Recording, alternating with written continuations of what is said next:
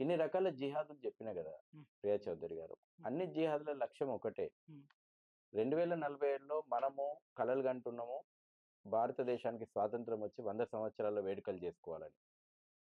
కానీ ఇస్లామిక్ మతోన్మాదం ఈ దేశాన్ని కబలించాలని చూస్తున్నటువంటి ఇస్లామిక్ మతోన్మాదం, ఈ ఇస్లామిక్ దేశ రాజ్యం చేయాలి. ఇస్లామిక్ మతోన్మాదం గజ్వాయే హిందూ చేస్తున్నాము.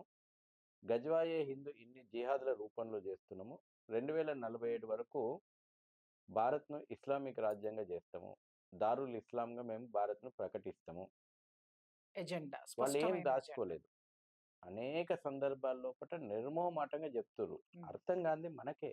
ఉమ్.